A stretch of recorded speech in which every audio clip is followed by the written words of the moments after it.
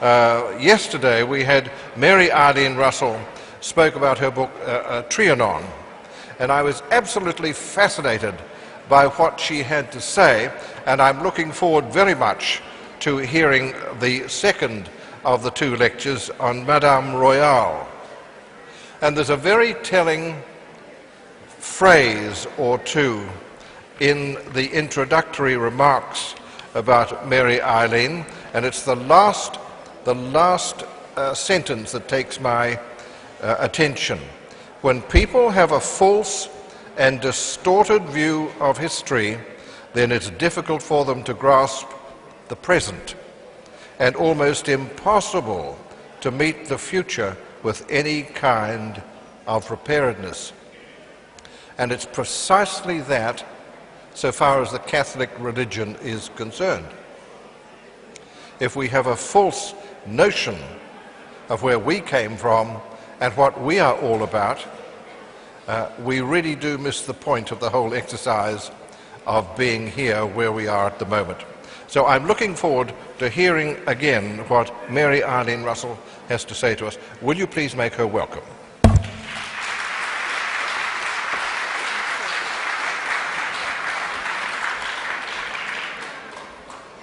Thank you very much.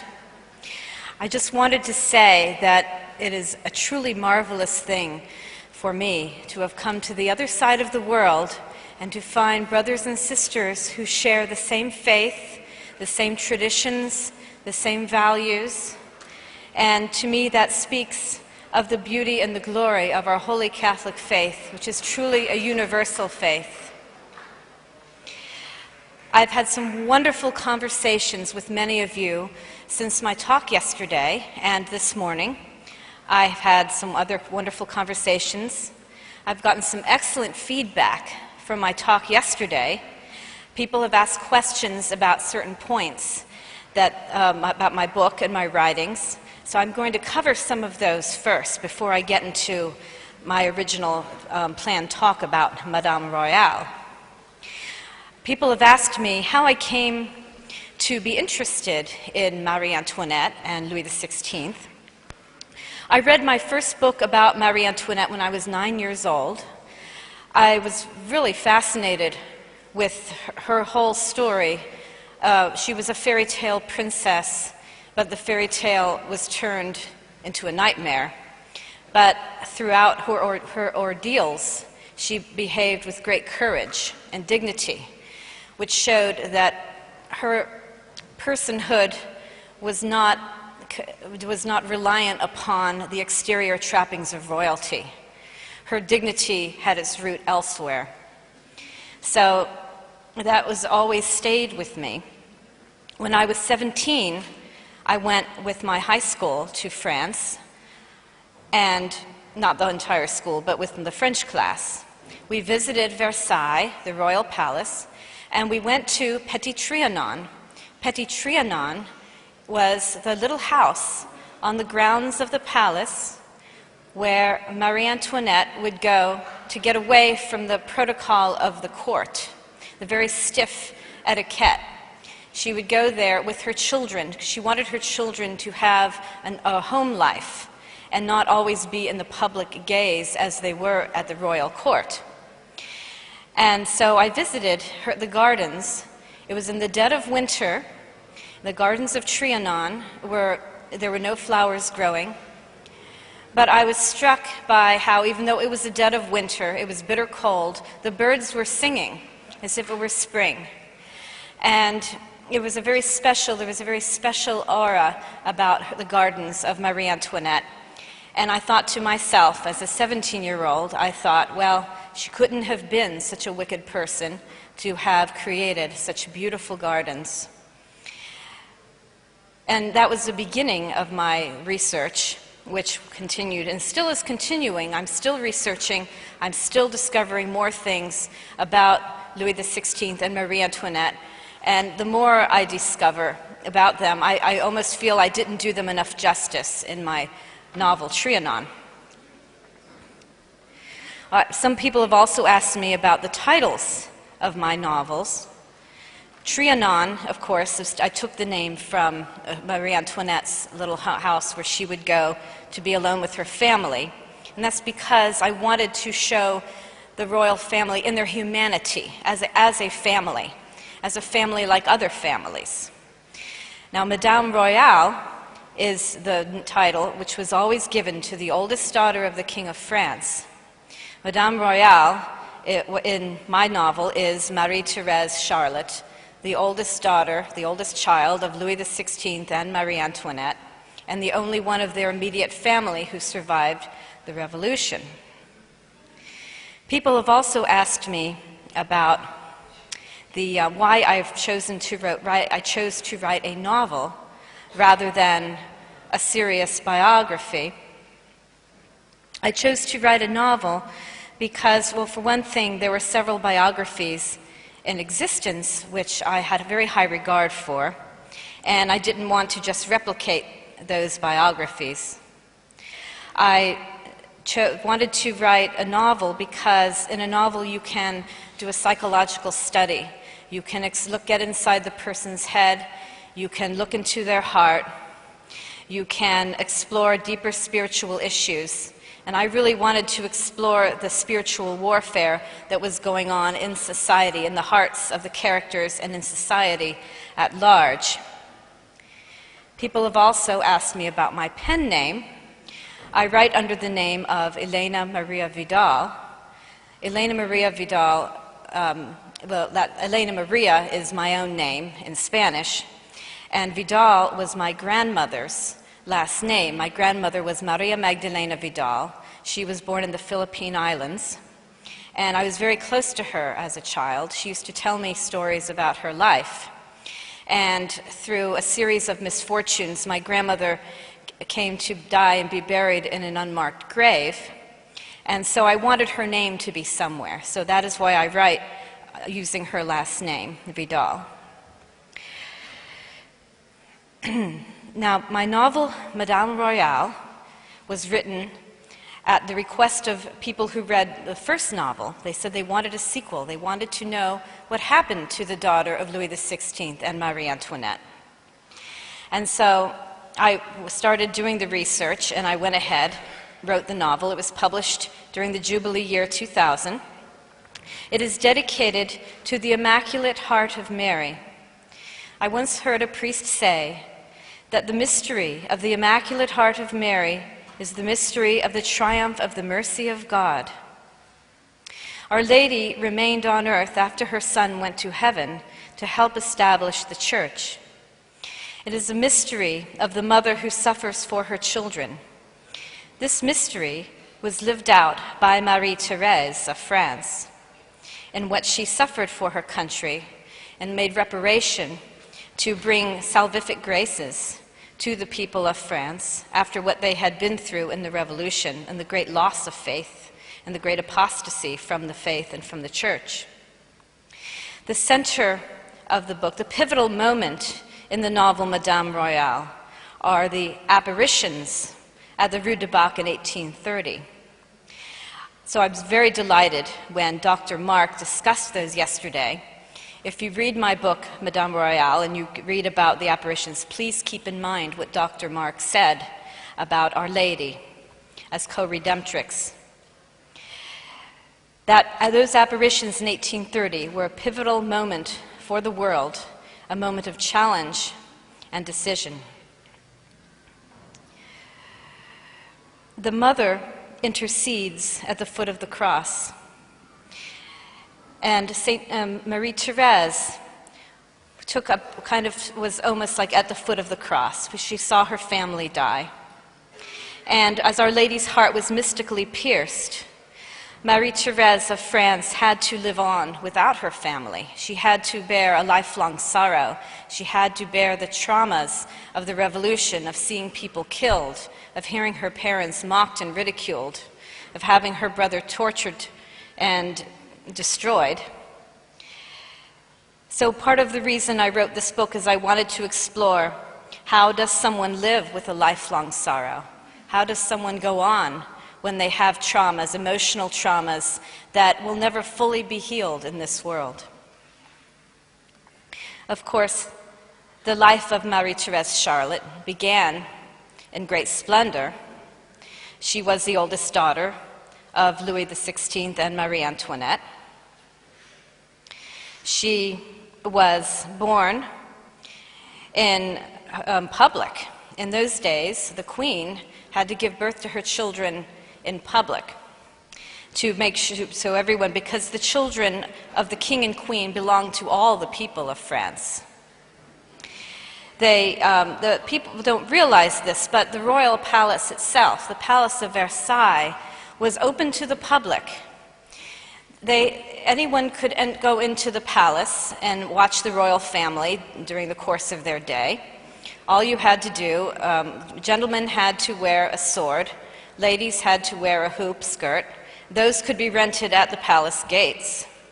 So you had all kinds of people in the palace. People would come up from Paris. People would set up little shops in the corridors of the palace. They would sell, ribbons and perfume, and there would be beggars who would sneak in somehow. And so the palace, it wasn't just for the king and queen and the royal family. It belonged to all the people. It was actually very democratic, and much more democratic in some ways than the White House and places where heads of state now reside.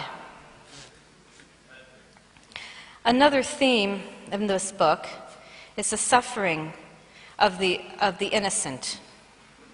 And that's actually a theme in both books, because the Trianon begins with the image of the Christ child, and it ends, Madame Royale ends with the image of the Christ child, because I wanted to explore the suffering of the innocent, especially through little children who must suffer.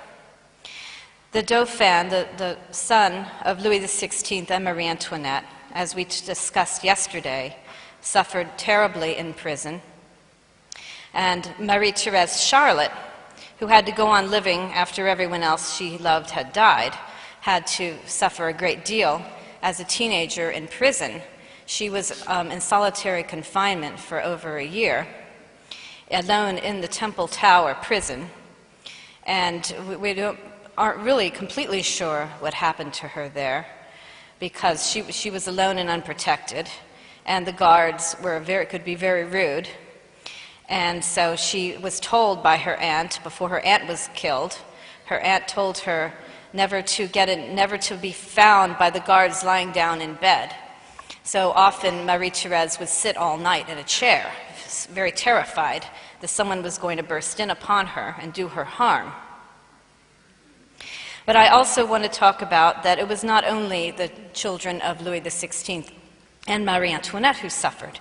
There were many other children in France who suffered terribly during the French Revolution.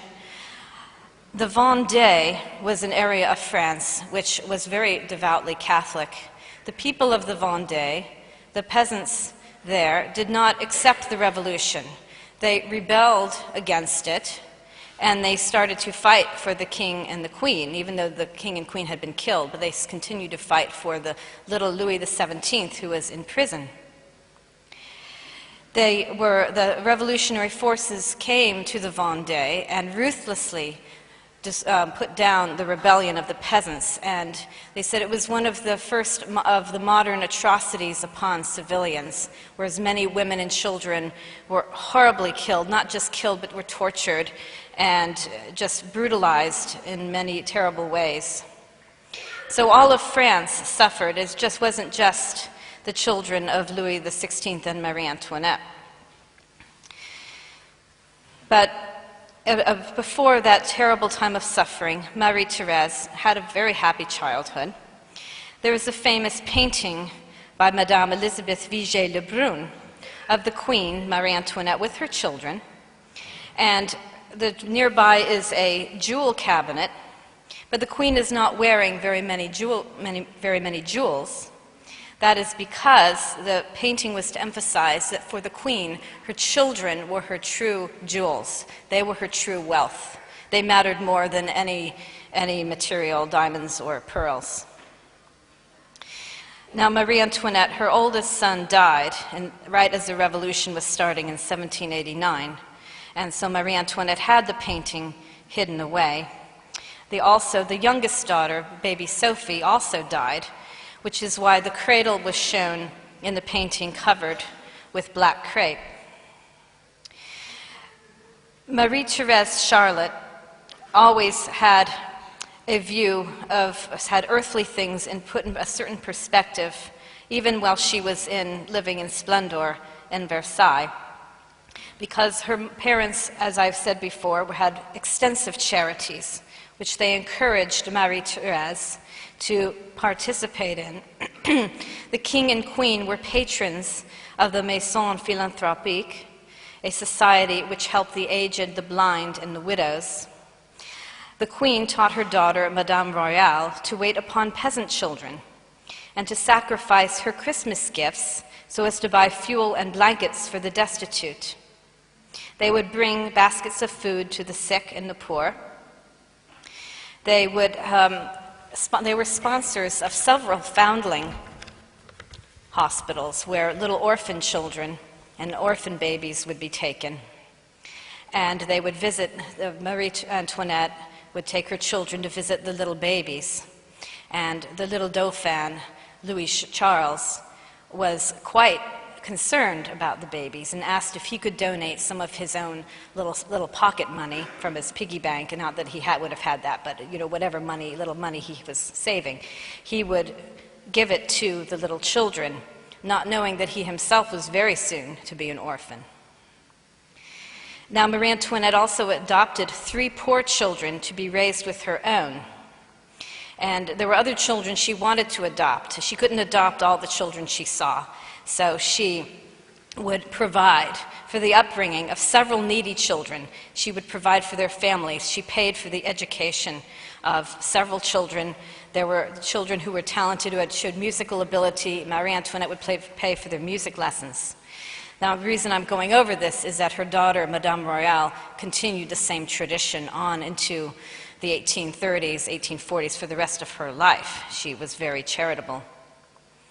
Now, in spite of what Marie-Thérèse Charlotte suffered during the Revolution, she had a great love of France.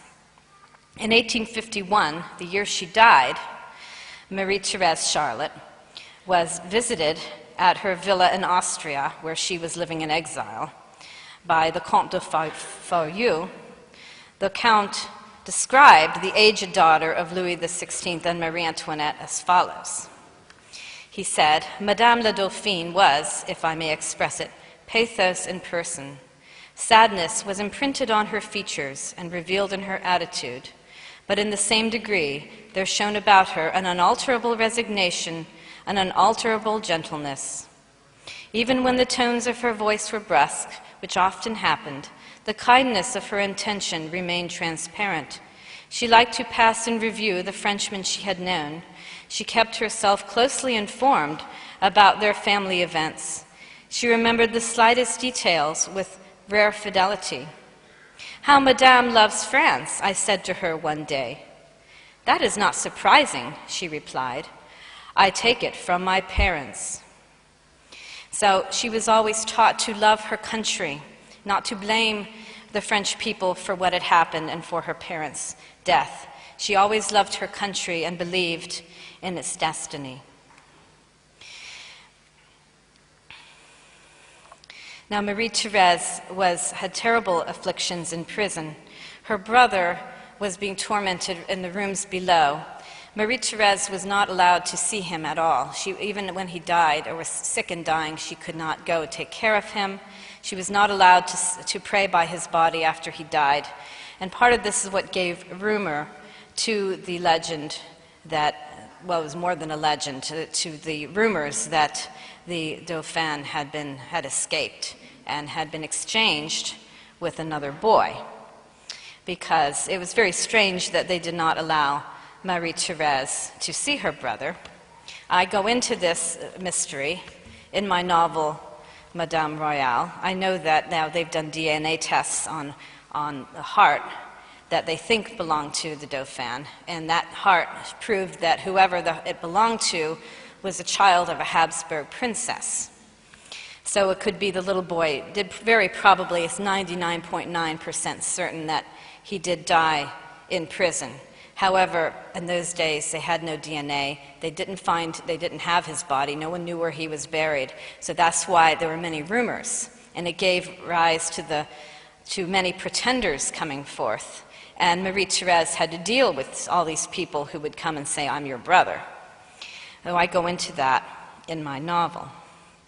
Now, one thing I wanted to emphasize is that the French Revolution put into motion a series of revolutions, a series of political upheavals, most of them were, but it also eventually led to the cultural revolutions of our own century. And all of this was to bring about an increasing secularization of society, so that now we have, Christian society is being attacked on every level. There are attacks on family life, there are attacks on life itself. There are every kind of immoral agenda is being put forward. Well, I think it's important for people to realize where all this came from. This didn't happen overnight. It started with the French Revolution, and it gradually increased. Now, Marie-Thérèse, when she came back to France, when the monarchy was restored in 1815, they were thrown out again in 1830. Marie-Thérèse was an instrument of the divine mercy and restored the church in France. Now, in that century, the church in France would give us many great saints: Saint Bernadette, Saint Thérèse of Lisieux, Blessed Charles of Jesus, Blessed Elizabeth of the Trinity, Saint John Vianney, Saint Catherine Labouré. So there were many wonderful things that came after her short time back in France. Now, the Bourbons were thrown out again in 1830. Now, I want to quote from Father Joseph Dervin's book on St. Catherine Labouré, which I covered this in the novel, that we know about the apparitions of Our Lady. Many people don't realize that St. Catherine Labouré, on June 6, 1830, received a vision of Christ the King. And this heralded to her that the king that would fall. And that would be the end, really, of France having a Christian society. Christianity was being eroded away there. And so that was the beginning of the trials, of the culmination of the revolution. So on Trinity Sunday, June 6, 1830, Sister Catherine Labouré was given a special vision of Jesus in the Blessed Sacrament, or more specifically, of Christ the King. She was very precise as to the time of the vision. Our Lord appeared to her, robed as a king, with a cross at his breast, during the Gospel of the Mass. Suddenly, all his kingly ornaments fell from him to the ground, even the cross, which tumbled beneath his feet. Immediately, her thoughts and her heart fell too, and were plunged into that chasm of gloom that she had known before, gloom that portended a change in government. This time, however, she understood clearly that the change in government involved the person of the king, and that, just as Christ was divested of his royal trappings before her, so would Charles X be divested of his throne. That was the end of the Bourbon monarchy, the traditional monarchy in France. And the revolution, in many ways, has never ended. The monarchies of old Europe were replaced by the dictatorship of Napoleon, and later by fascism and communism. Now, we all know when the state becomes a god, it is a false god, and every false god is a demon. We live in times in which Christ the King has been roundly rejected in public life.